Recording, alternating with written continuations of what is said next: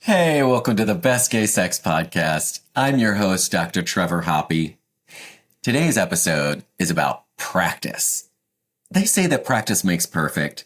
And I think that's true when it comes to sex. Just imagine, if you needed relationship advice, would you call up your friend who's been single their whole life? I don't think so. Not your best bet. And the same is true when it comes to sex. We need to learn from partners with experience. The more, the better. I think there's a word for people with lots of sexual experience. It rhymes with glut. Okay, stupid, I know, bad joke, but you get the point. Experience is key. And as we're going to hear about today, that is especially true when it comes to kink and BDSM practices. Today's guest, Alexander Cheves, has been writing and thinking about queer sex for well over a decade. Through his Sexy Beast column for The Advocate magazine and his book, My Love is a Beast, Alexander has become an icon of the queer, kink, and fisting communities. But he didn't get there overnight. It took practice. In today's episode, he reflects on his journey learning from partners and practicing with partners with more experience than him. Let's listen in.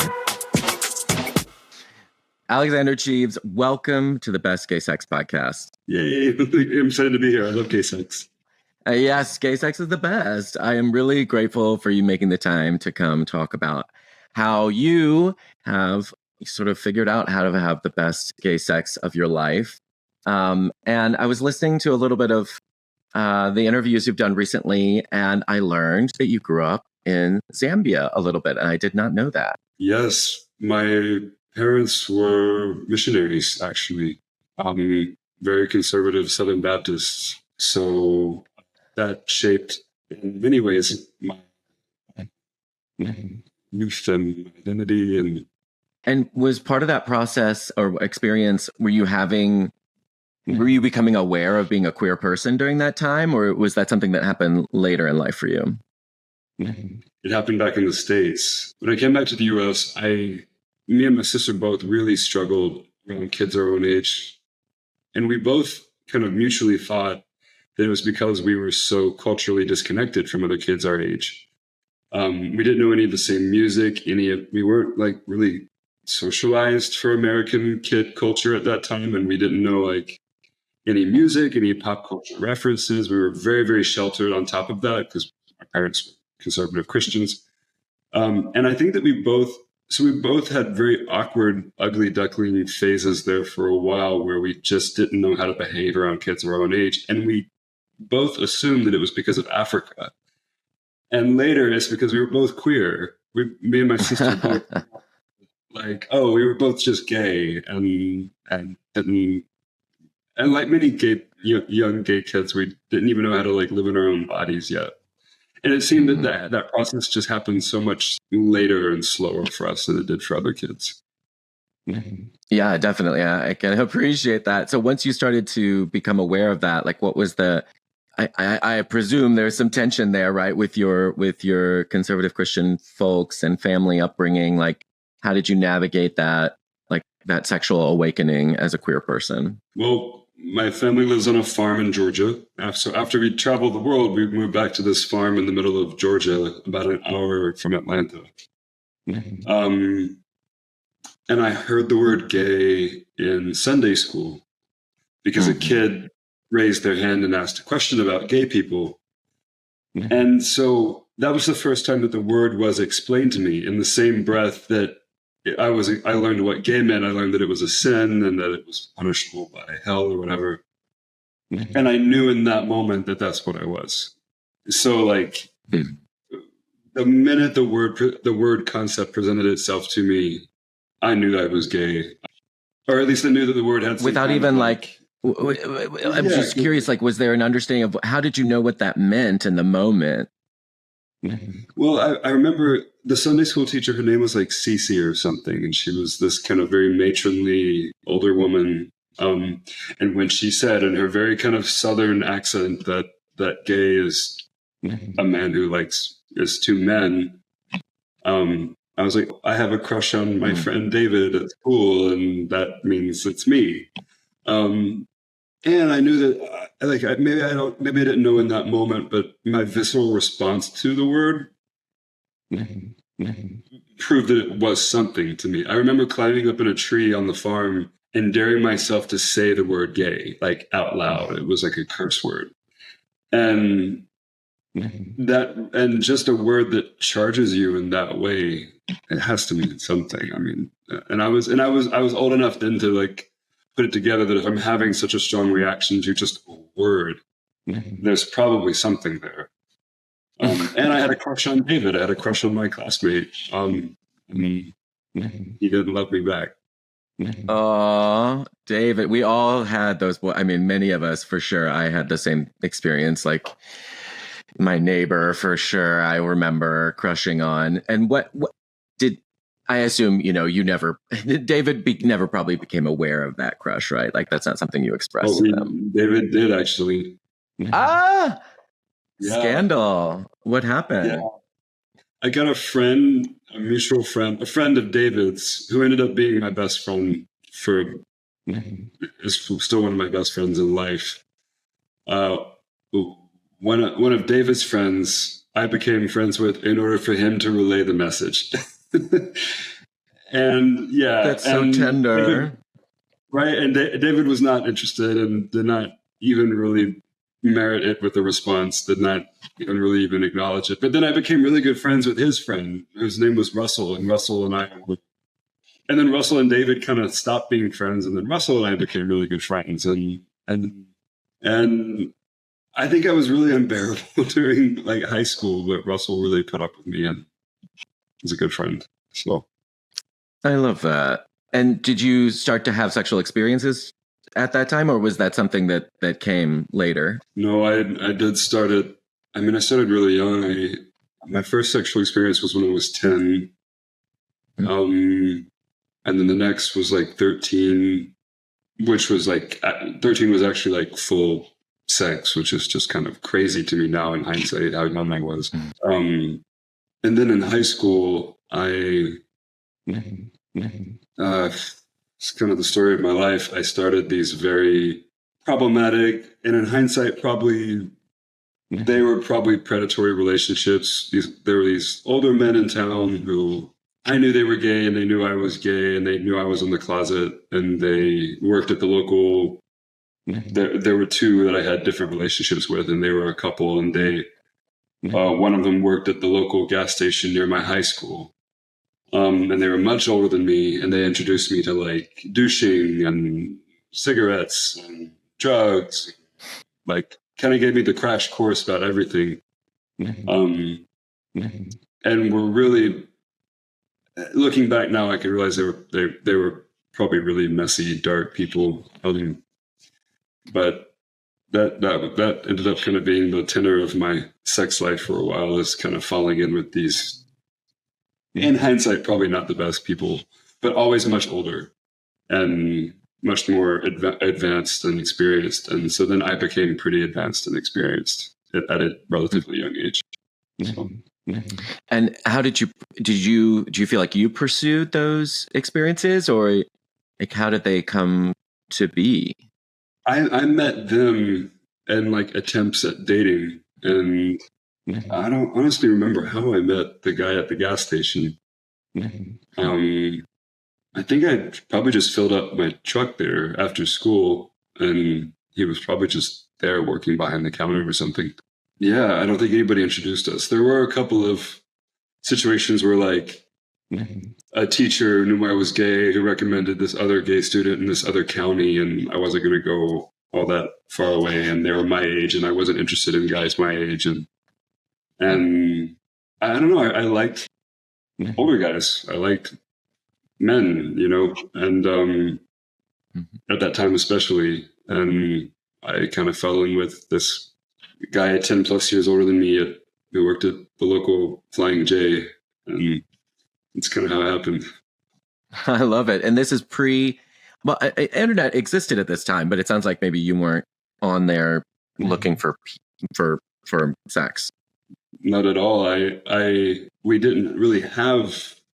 We lived really literally in the middle of nowhere on a 500-acre farm. So I didn't have internet that wasn't dial-up until I went to college, which was in 2010. And even then, on the internet that we did have at home, which was a dial-up internet, my parents had installed this parental blocker system that was released by, do you know Promise Keepers, the sort of Christian men's organization? My dad was a big devout member, and they had this. They recommended Net Nanny, which was like this parental blocker for your internet, and nothing got through it. So I would try to like find dial-up porn, which is very hard as it is, and nothing could get past this internet blocker, and it pinged your parents if you like attempted to do something. It was, and yeah. So basically, like porn didn't happen, and I didn't even know that the internet was a tool to find sex until sometime into college. And this was 2010. Like this was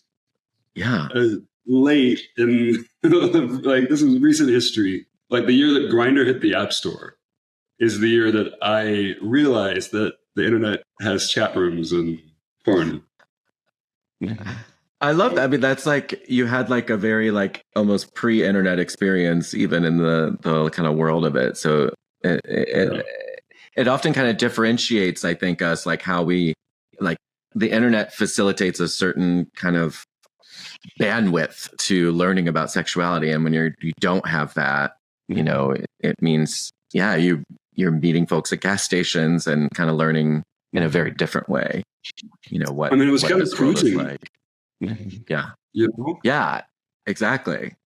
Like in high school, I was without even knowing what these terms meant or their sort of historical meaning, just kind of meeting guys the old-fashioned way. Yeah, that's amazing. Yeah, totally. And so once you're in college, you start experimenting. How did you find sex to be? Like what were the experiences that you remember that were like defining, that you think back and like this was kind of a seminal moment in my sexual development? Defining. I don't know if any sexual experience was super defining in terms of my understanding of sex, but a conversation about sex was very defining. Kids didn't really talk about sex, and so you just kind of had sex and didn't talk to other kids about the sex you were having or how much. And I remember the first like conversation I had with other people my age about sex was outside on the lawn of the sophomore dorms. And it was me and a bunch of other kids my age, my peers. And it was very much a mixed crowd. My friends were very mixed between straight and queer at that time. And I remember we started asking each other how many people we had sex with. And I was the first person to answer, thinking that I was giving a very normal answer. I said, at least 100. And I don't actually know if that was true. I don't know how far off from truth it was, but I was like, yeah, I mean, I've hooked up a lot. Like, what else do you do on the weekend? Like it had already been 2 years of college by that point. In fact, it might have even been a third year of college. And I'm not really sure if that was my sophomore or junior year, but I'd been in college for a couple of years. I had discovered apps and sex and cruising and going to the bar and having sex in the toilet. And I discovered sex really quickly and very aggressively. And I kind of assumed that everybody else was having sex to the same amount. And then I remember kind of saying, okay, I estimate like about 100.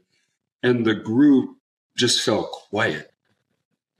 And my friends, I remember the two girls were like just beside themselves. And my friend Leah said, Alex, that's really dangerous. Like you should really slow down. Like that's a lot. And it was the first time that I actually felt shamed for the amount of sex I was having, or even realized that there was such a thing as slut shaming. As that it was the first time I learned that people walk around having this idea about what is a normal amount of sex and might judge somebody who has a different amount. And that shaped me a lot, because I remember being really toying over that in my mind, thinking like, this felt so normal to me, and yet it's abnormal to people who are my age. And why is that so? And that was, I kind of think, the very seeds of what later ended up being my career. Right? Yeah, I kind of planted that seed for sure. And you are now paving the way to breaking down that shame, which I obviously love. I think that's amazing. But that's really real. I love that kind of naivety of just like not understanding that 100 is a number that most people don't reach in their lifetime. And it is it is jarring sometimes to talk to straight people, you know, generally straight people, not all straight people, of course, but by and large, you know, there are big differences in lifetime numbers of partners. Oh my gosh.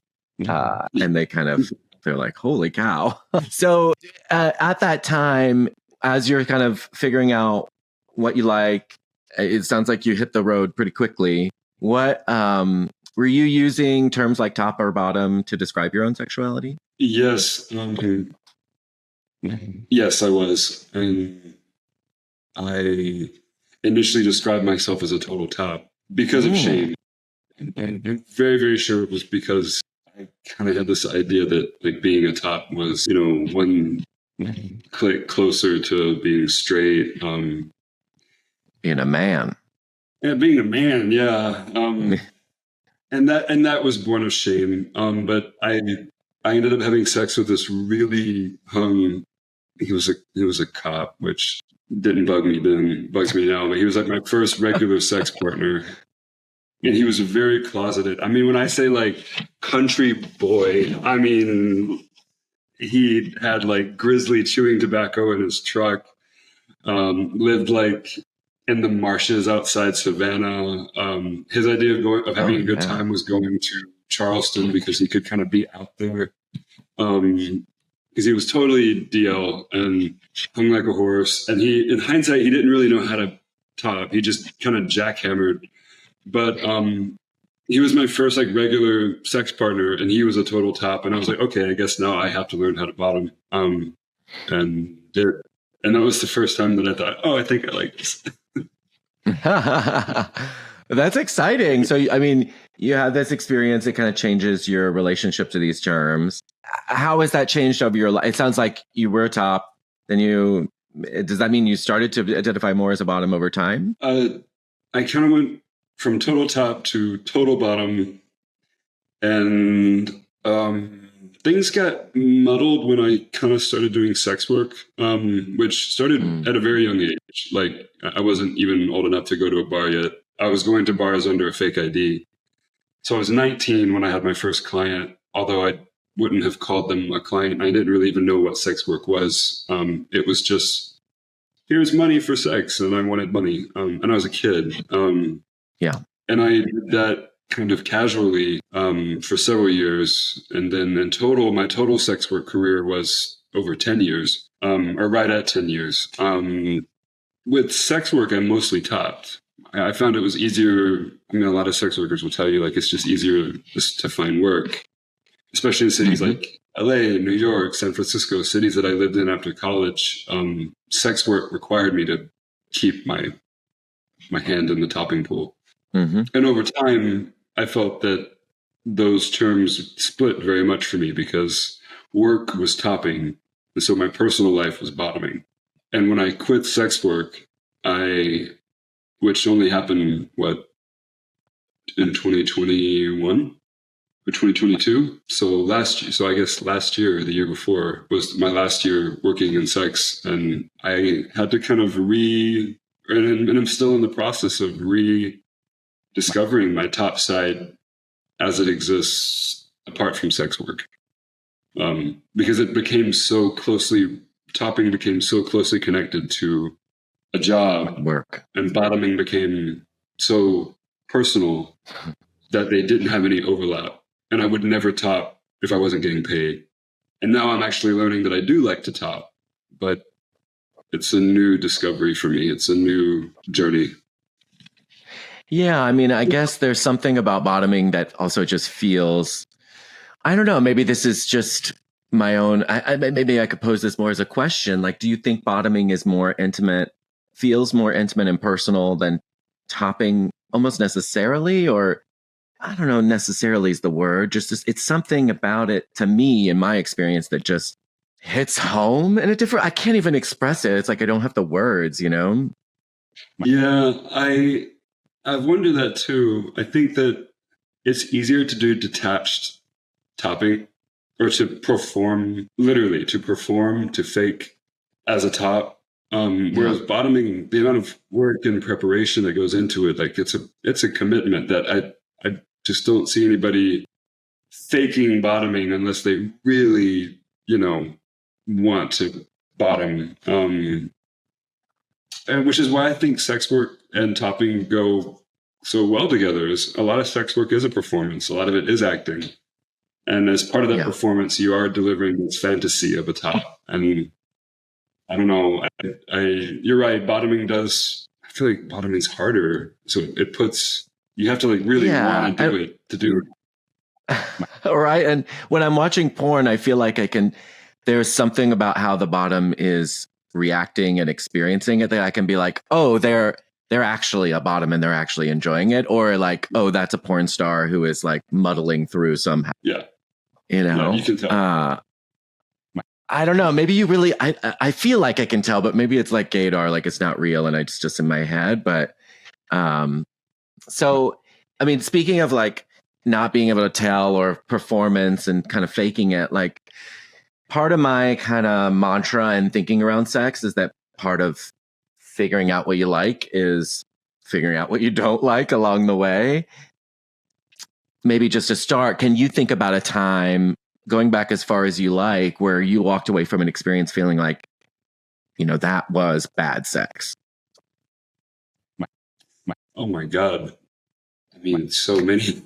So many. I know, right? I know. The list is probably long. Well, I mean, also once you factor in sex work, it skews the data so much because clients, especially when I was younger and newer to sex work, clients believe that they have, by virtue of paying you, they believe that they have unlimited access to your body and that consent no longer applies after cash is handed over. And they are surprised, even like, progressive, experienced ICE clients are still surprised when you do exercise your no, even after transaction, after deposit, after planning. And there was a time when I certainly, and I think I still struggle with this. I still deliver a soft no. It's something that I learned from 10 years of sex work. It's American. I'm now realizing living in Europe, it's a very American thing for me. I don't have a blunt, hard no. I try to let people down gently. I think that comes from sex work. I spent a long time just kind of trying to shrug off and play off unwarranted and unwanted touch and unwanted affection. And with clients, a lot of sex was bad because they would get really physical or really aggressive or move really fast and do things that I wasn't comfortable with and that I didn't want to do. And I didn't know then how to say no. And I didn't think I could because I was a sex worker. Most of the non-consensual and just flat bad sex came in sex work. I'm really lucky to say that. I think that in my personal life, I've had mostly good sex and good sex partners. I mean, there is just bad sex every now and then. Like you can't get fully clean or guys, maybe there's just no connection, but the experiences that were legitimately scary and were legitimately lessons and taught me something about bad sex, like were always the ones that involved clients. Like I've had guys put drugs on their dick and then get me high without my consent or awareness during sex. Wow. And they get more time because I get high and I don't realize that they're getting me high. And then they get, they pay for 2 hours and I'm there for 6 because I'm high. And I mean, that has happened more than once. Those are the kinds of experiences where I left those realizing, like that's bad sex. Yeah, like scary sex. Yeah. So it sounds like for you, a lot of it was about figuring out how to draw those boundaries with clients in particular. Yeah. And still is. And do you, Cool. and so I guess over time, is there a way that you found, and I guess this could be applicable, I'm sure, both to people doing sex work and people not doing sex work. How do you draw those boundaries with partners in advance? Well, I do tell sex workers to enforce some very specific rules. No drugs. That will get you less clients. A lot of clients want to be high when you meet, but you kind of just, to avoid those situations, you do have to kind of say like, no drugs. And if any evidence of drugs, I leave. And you know, but yeah, I mean, in one's personal life, I don't know if the no drugs rule has to apply. I mean, I don't fully abide by that in my personal life, but it does take time to learn what you do and don't want. And I think that most people in that journey of learning what they do and don't want will only learn their boundaries by having experiences that cross them. Right. Yeah. I think that's kind of a key, and it's complicated, right? Because you want to protect yourself from those invasions, but you don't always know what those invasions are. So it's hard to kind of preempt them. Yeah, exactly. What tips, I guess, would you have for young queer people who are trying to find that, to get to the best sex, and they feel like they're just having bad sex, right? They're like, how do they cross that, river to get to the good side? I get a lot of questions, both on my blog and through social media from people who I think are at the early stage of that. And there's no easy answer, because you learn how to have sex over time, and there's a big learning curve.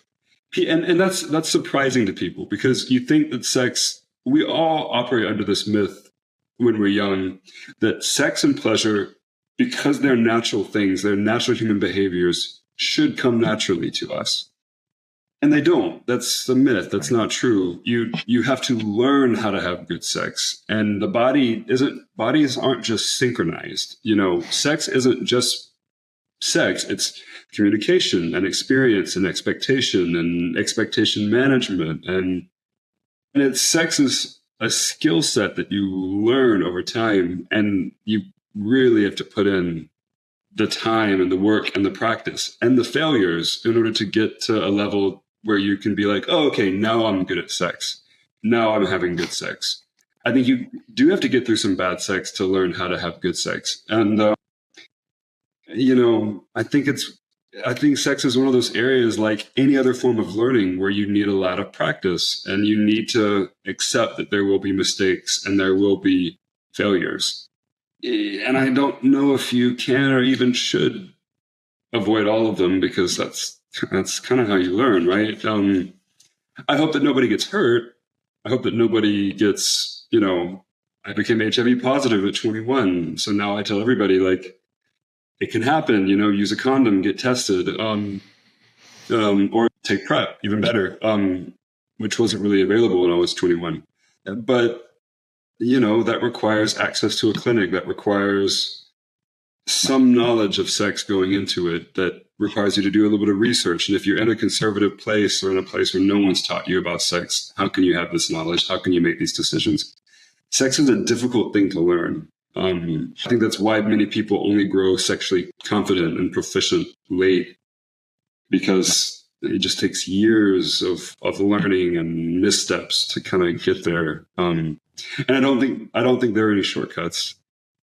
Maybe reading or, internet research, or reading the right blogs, or listening to the right people can help, but you don't, I get a lot of questions from guys who want to be very advanced bottoms, and they want to start taking fists and huge dicks and huge toys, like, as quickly as possible. And I tell them, like, there's no shortcut. Like, and any attempt to do that any faster than is natural will get you hurt. That's where injuries come from. You kind of have to put in the time, and put in the training, and put in the toys, and go slow, and learn and handle the speed bumps when they come, because they will come. You will get anal fissures. You will go too rough. You won't use enough lube. Like, you need that's true of all sex, not just bottoming, but bottoming is a good example. You do need this slow build over time to get to a level of confidence. And I don't think there's a shortcut to that. Yeah, it sounds like patience is a virtue. And I hear that fully. It's kind of shocking when you think about it that, like, because the quantity of sex that you're talking about, right, is more exponentially more than many people will have in their lifetime, right? And so you think, gosh, is everybody else just walking around having? Did people never get to the good sex? Right? It makes me wonder. Certainly, like, Most people, and I know that. Yeah, I know. So I want to be an evangelist for getting to the good stuff. I'm just curious if you have an encounter with someone that you feel like for whatever reason goes bad, are you willing to go back for seconds? Yes. Yeah. And what about an encounter would make you willing to do that? That's a really good question. That actually going to happen recently. I'm really into fisting, and I would say that now like 75% of my sex life is fisting, if not more. And fisting now, what's going to skew my answer even more than like regular sex, because I feel like a bad top is only going to be so bad. Like a bad top might not be good at sex, but he's not going to physically risk injury. He's not going to like risk really hurting you. Whereas a bad fist top can send you to the emergency room, and every fister who's been fisting for any amount of time knows guys who have been sent to the ER, who have had, colostomy bags. Like, I know guys with their abdomens stitched up. So, it happens. You learn, people to whom this happens. So the risks are higher when you have a bad fist top. And so I'm more critical of bad sex when it comes to fisting.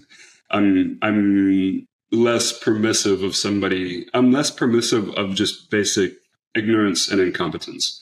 Like with regular sex, if someone's a beginner and they are just kind of playing and experimenting, I'm not a beginner anymore, but I'll play with the beginner. I feel like with regular sex, as a topper, as a bottom, I might be able to teach them something and, give them, or just give them that practice, give them that experience. I'm not that permissive when it comes to fisting because my body, my health is on the line.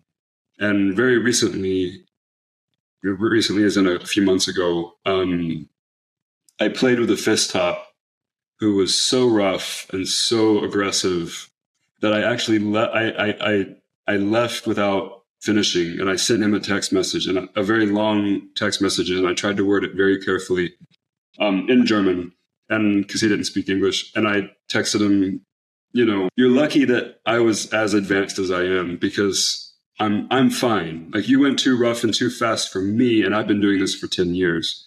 If you do this, if you did what you did to me to somebody who's brand new to fisting, you're going to send them to the emergency room. You're going to really hurt somebody. And you might not realize that. I think that he eroticizes the roughness and the aggression. But you can't do that. This is people's health that is on the line. This is surgery, Yeah. And you can't do that. And that started a dialogue and started a discussion, and that wasn't the last time we spoke. And I told him, like, look, he was very sexy. I think he did fist a lot. I think he was just way too rough that time. And I said, okay, you know what? I'll meet again, but you kind of have to agree to certain terms. Like, you have to go slow. I'm not really into X, Y, Z. I basically had to state the terms of interaction for our next encounter, and he abided by them. So I gave him a second chance, and ended up being really great sex. So, and it'll definitely happen again. I love that. Yeah. That's fabulous. And I think that feedback is, oftentimes we're really scared to offer that honest feedback, I think, or at least I know I am with partners, because you just don't know how guys are going to take it. And sometimes guys take feedback really poorly and they get angry or whatever. But, men are not the best at like hearing that they've done something wrong, right? Or admitting that or taking accountability for it. So I think the future men who get fisted by this guy, thank you, right, for that feedback, because I'm sure it's really critical for them too to get better at what they're doing, and to hear that, just like to hear that someone had that experience, especially in that's when it gets rough stuff, like they think it's, I don't know, you get attached to these porn fantasies or these kind of scripts from erotic stories or Tumblr, whatever. But fantasy is not reality, and you have to kind of remind people, of your body, the reality of that. So I think that's great. And that transitions really nicely to talking about the best sex, right? Because it kind of became a good story for you. Thinking back, is there a partner or an experience or a context where you think this is where, this is a time or a context where I had the best sex? Ooh, I don't know. I'm really lucky. I've had a lot of really good sex. Well, fisting I love more than regular sex, and so I put the whole category of fisting over, what I call regular sex or dick and ass sex. I used to be very kinky. Like I used to be, and when I say kinky, I mean like into like bondage and leather and BDSM and sadomasochism, and I had like really, especially for that age that I was then, I had like really kind of heavy, serious kinks. And I actually evolved out of that, which you don't hear a lot of people say that. You hear a lot of people say, oh, I become really kinky. And now I feel like there's a lot of people who don't want to say too loud that they aren't as kinky as they used to be. And that's certainly me. I'm not as kinky as I used to be. I'm just into fisting. I'm not into leather or, I'm not into like corporal punishment or, isolation or any of the heavy stuff I used to do. So my sex has only gotten better the more I have learned to do just what I love and not. Because when I discovered fisting as part of the sort of fetish BDSM world. It was lumped in with alternative sex, right? And so I thought that to be into fisting, I also have to have a leather fetish and be into rubber and be into whipping and flogging and paddling and all this other stuff. And that they all were kind of this like lump community, and I had to kind of sample all of it. Well, I did sample all of it, and I actually realized, okay, I'm actually just So, and coming to Berlin 2 years ago, like if my sex life was kind of cruising along, it like jumped up a level in Berlin, because I feel like Berlin's just not only is kink and fetish and fisting in particular so widespread here, but I think that people, because Berlin has a reputation for sex, people move here to play at a more serious level, to play at a heavier level. And it's had that reputation for a while, to where now one benefit of moving here is you do find a large community of people who are playing at a more, at a more serious level. And so Berlin so my best sex has happened in the last 2 years. And I can't zero in on one particular encounter. There's been some really good ones. There's been some really funny ones. Yeah, I mean, because fisting is ridiculous and stupid, and it doesn't make any sense. And why is it hot? I have no idea. Why does it work? I have no idea. And then when you add in a language barrier, it becomes even more nonsensical sometimes. And yet here in Berlin, it's just been fisting is great in Berlin. I have like a handful of fisting regulars that I would collectively call my best sex. Yeah. I love that. And that regular thing, I heard you say on another podcast that's kind of new for you, that you didn't used to have regulars, and now you've kind of cultivated that for yourself. Yeah. What do you think changed? Why do you think now you seek out that kind of regularity? For a very specific reason, because with fisting, every time you play with somebody new, you kind of have to relearn their body and relearn their limits every time. So you're kind of starting from the beginning every time you play with somebody new.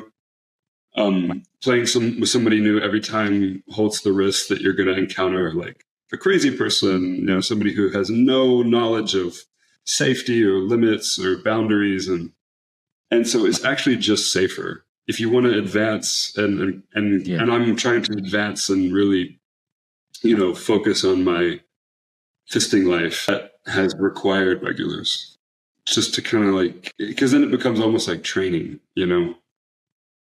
Yeah, there's almost this relationship to the kind of intensity of the play and that desire for, or not even desire, it's not even convenience. There's something else to it of just the regularity allows for probably a deeper level of exploration that would be possible with a newbie. Yeah. Like with a regular partner, they know where I'm at. They know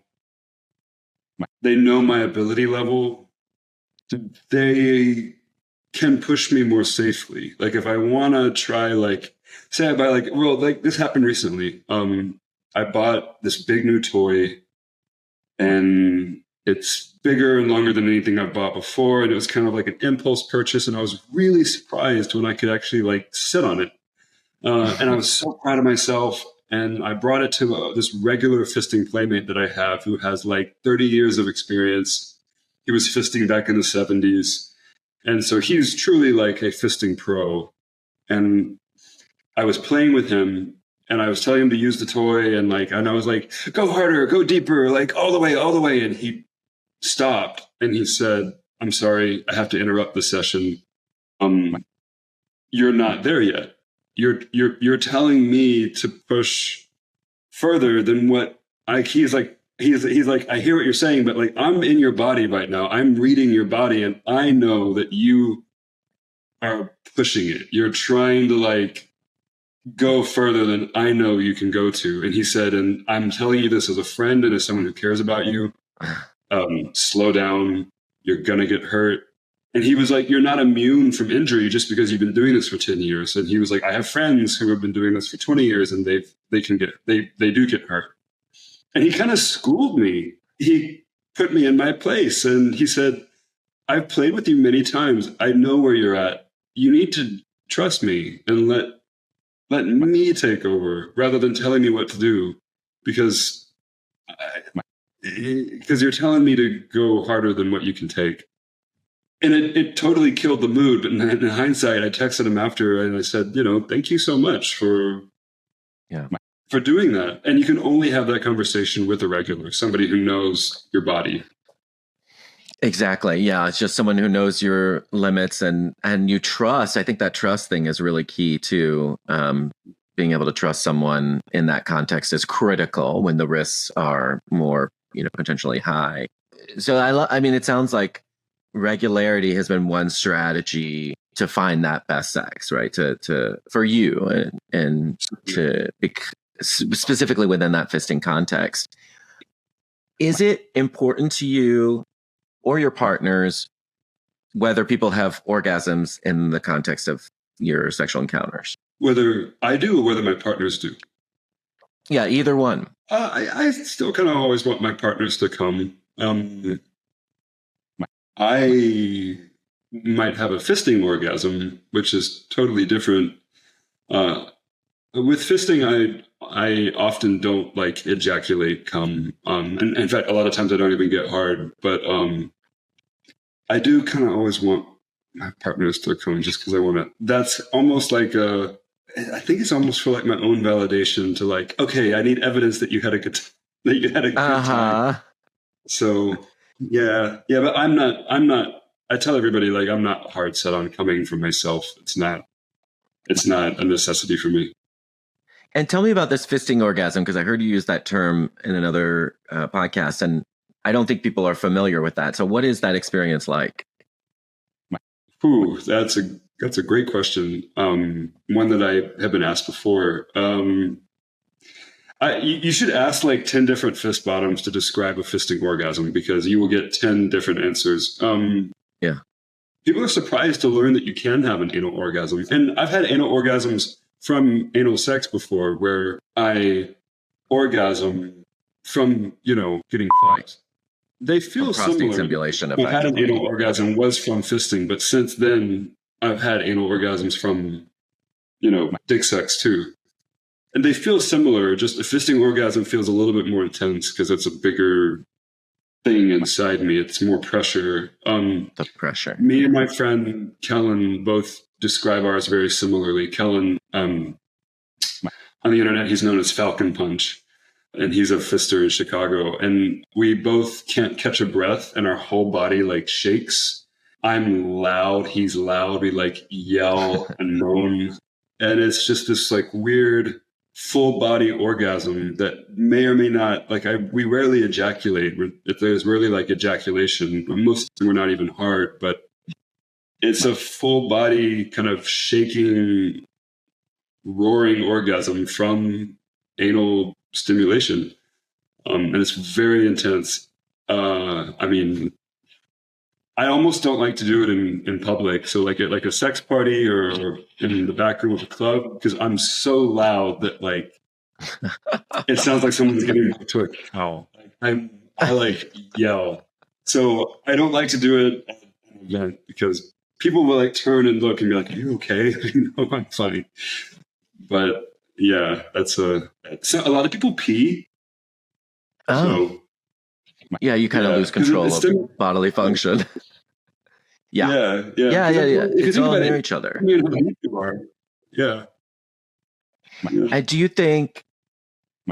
So I am not trained in tantric like sex. That is not something I've ever taken classes in or really that familiar with. But that experience sounds almost kind of similar to the way that tantric gets talked about. That it's like this sort of full body can become like a full body orgasm moment that's not about your dick at all. I think that's the thing that's hard for many men to understand, is that our concept of orgasm is so rooted in their phallus, right? And this is an experience that is rooted in your ass, right? It's different. No.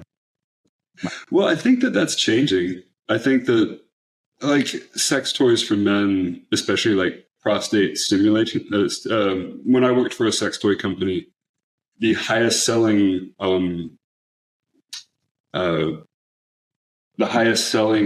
group of category of toys were prostate stimulation toys, which aren't really dildos. A dildo might stimulate your prostate, but it's not really designed to do that. Whereas P-spot toys, which are only as new as like the last 30 years, like they are a rapidly selling branch of the toy market. And that tells me that men who probably wouldn't necessarily have anal sex are discovering that there's a whole pleasure locus point in the ass that, through the prostate, that's only achieved through anal penetration. And so I hope that men are learning that there's more ways to orgasm than just shooting a load. I mean, I would hope so. I feel like with the age of the internet, that information's getting out there more, but maybe not. Well, it's tough because you watch porn, right? And like, there's only one depiction of, I don't know that I've ever, I'd have to think about it. Have I ever seen a true anal orgasm in porn? I don't watch fisting porn. So that's, I haven't seen, I don't know. Is that something depicted in fisting porn? I'm really actually curious. Actually, no, I don't think so. I mean, well, because it might not, probably some fisting porn, but the problem with an anal orgasm is that it rarely comes with the visual of ejaculation. I feel like ejaculating is such a graphic visual. It's literally called the money shot in porn that, if you just kind of quiver and moan, you're feeling something amazing, but I don't know if it's that exciting to watch on camera. So no, I think there are a lot of anal orgasms on camera, which is a shame because, I wish we saw that more, but that's like one of the beautiful things that you see in real life that I don't think porn could have. It's kind of like the female ejaculation, right? It's like this kind of mythical thing to some. I think they're like, does this really exist? And is it real? Is it just performative? And I think you're here to say that it is real. It is not performative. And I am here for that because I think getting in touch with our butts is always a good thing for sure. So thank you for that, because I think many men need to hear that message for sure. So I think I kind of have a sense, but I'm curious if you had to put words to it, if you were going to like build a bear, a fantasy partner, like what would be the elements of them that would be the foundation to having the best sex? A partner as in like a sexual partner or a romantic partner? Well, sexual partner. Because I would first clarify that for me, those are two very different things.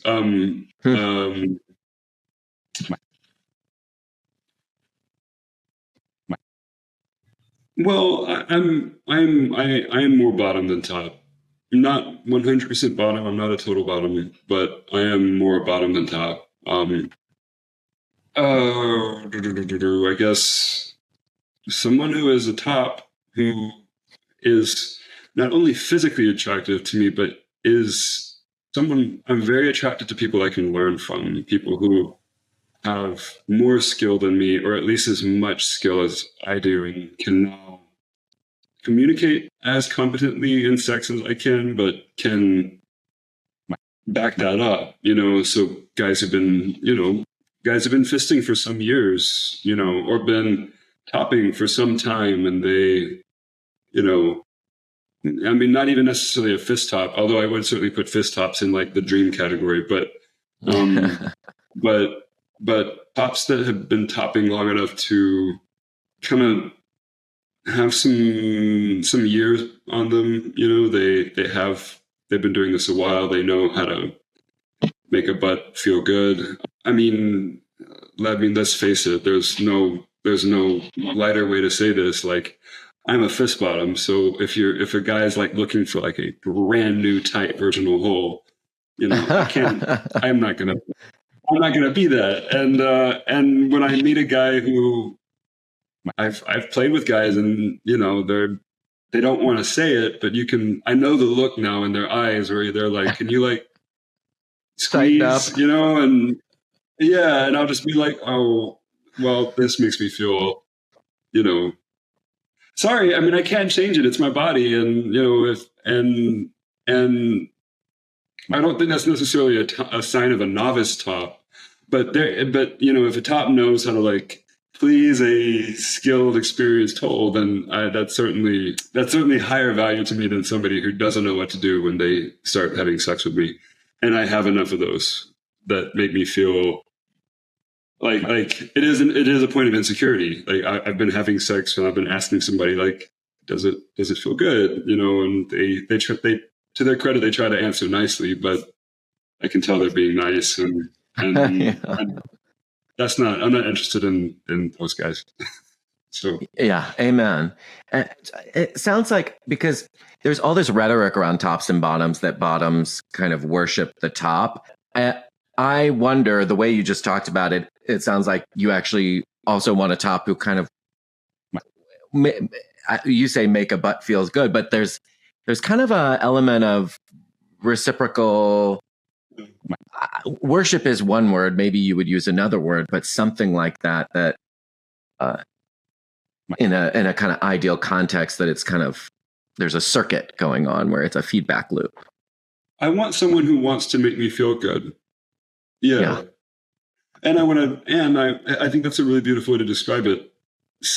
Good sex happens when both partners are committed to the other person's pleasure.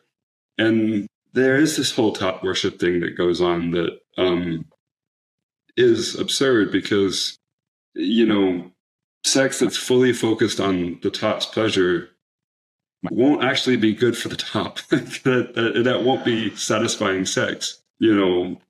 People are turned on by pleasing other people, and you want to meet in that synchronicity where I'm trying to please him and he's trying to please me. And that feels really beautiful. And the thing is, I like rough sex and even degrading sex, and even in kinky degrading sex where there is a degree of power exchange, that doesn't mean that that doesn't mean that I want someone who isn't trying to make me feel good. Like, you can be a dominant playmate and be in charge and be in control and still be focused on your bottom's pleasure. In fact, I feel like the bad tops, the scary tops, fall into the category of dominant tops who aren't interested in bottom's pleasure.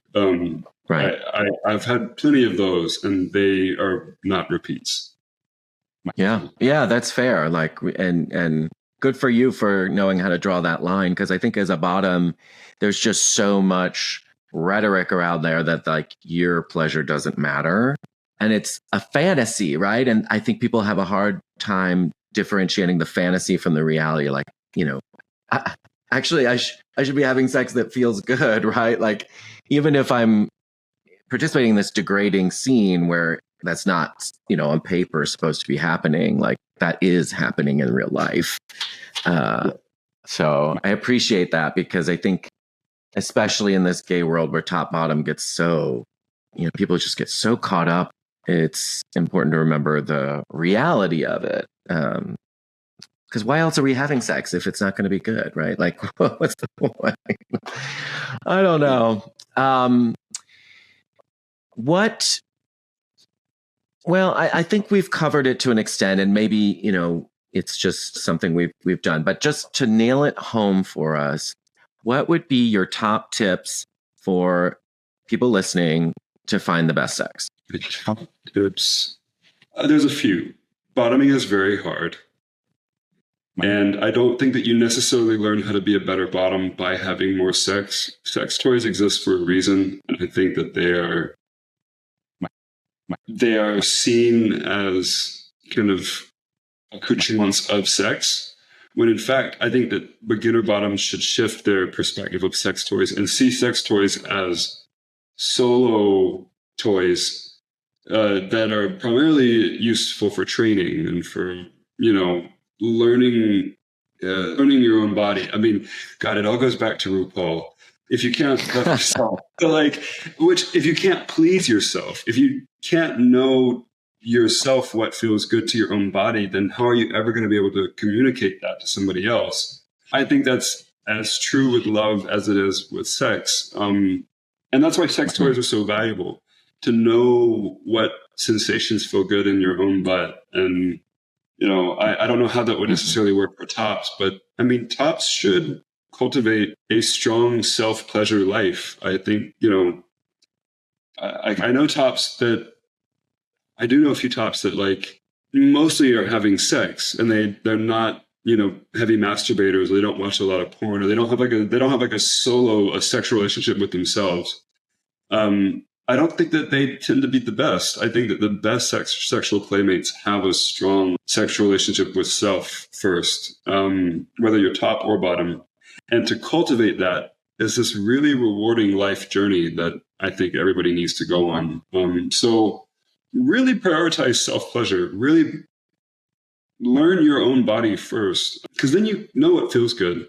And beyond that, I mean, that's kind of the number one tip that I would say. I would say number two, to have a lot of sex and to not silo yourself into this or that category, because sexual prowess, sexual confidence comes from years of experience.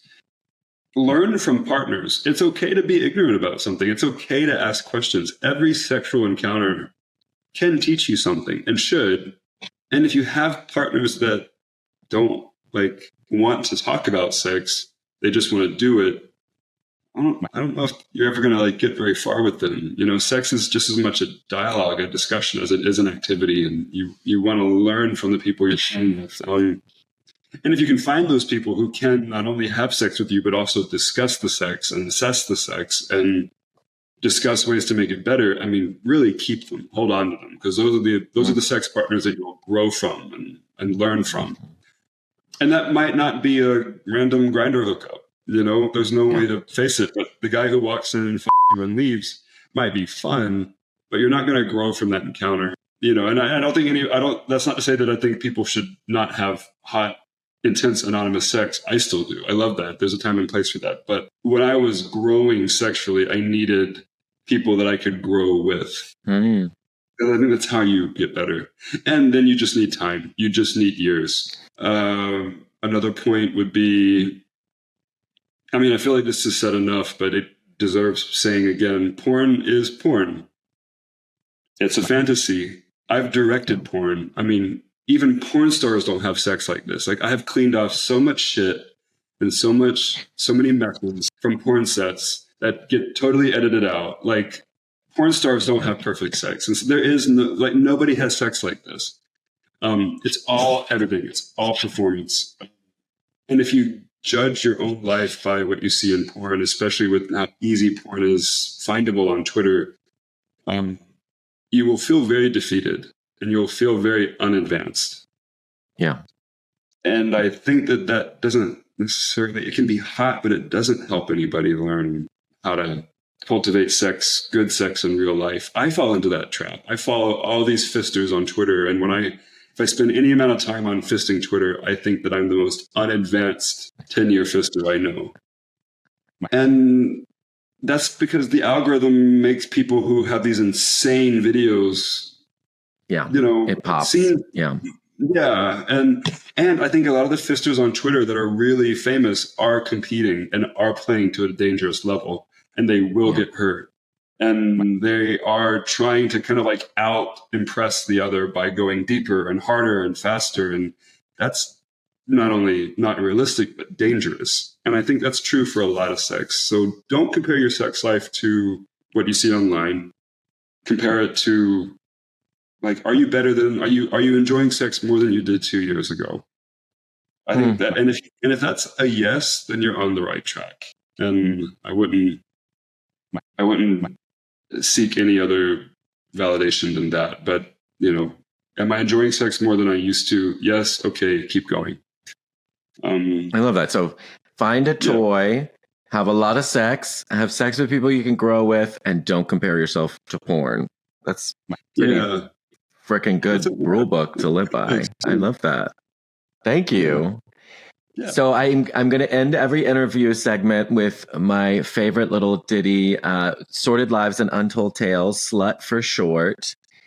What's the sluttiest thing you ever did? What's the sluttiest That's a hard one for you. I mean, my God. Sluttiest thing I ever did. Well, okay. I used to go to Black Party in New York a lot. This is before I actually started working for the Saint at Large for a little bit, which puts on the Black Party.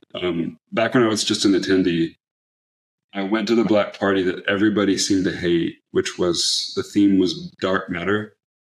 It was the last one I think that happened in Manhattan, and I think it was Black Party 2017 or 2018. I can't remember which. And I had a marker with me, and so I actually did my own load count, my own load tally. And I took a lot of drugs, and some that was back when my life was a bit messier than it is now. So I had a less healthy relationship with drugs than I did. And I was there literally, it's like a 24-hour party, if not longer. Like, lasts for 2 days. So I was there literally from the beginning to the end, like when the lights came on. And I later tallied up the tally marks, and it was 44. Yeah. I was like, all right, like, I'm really proud of this. I think most people probably, some people, I had sex in one event, then more sex than what some people have in their whole lives. And so, at the time, I was not proud of it. But in hindsight, especially here in Berlin, I can tell that story, and guys are like, oh, okay, sure, whatever. But you out Dawson. I out Dawson. So, yeah. I love that. I just try to add that to the end because I think we all have these stories that, as you say, in the moment you might feel some kind of way about, but we should celebrate those moments of achievement, if they may be, or just pleasure or whatever. And so thank you for sharing that. Thank you, Alexander Cheves, for making the time and sharing your stories. I am so grateful. Thank you so much. I'm so grateful for the work that you put out into the world. It's so inspiring to me, and it's been a pleasure in the past working with you, and I'm so happy that you're doing this podcast. That's our show for today. Thank you so much for listening. And remember, if you're not having your best gay sex, I can help. As a sex coach, my services can help you identify and overcome barriers that are standing between you and your best sex life. Find out more on my website, thebestgaysex.net. Thanks again for listening. Till next time.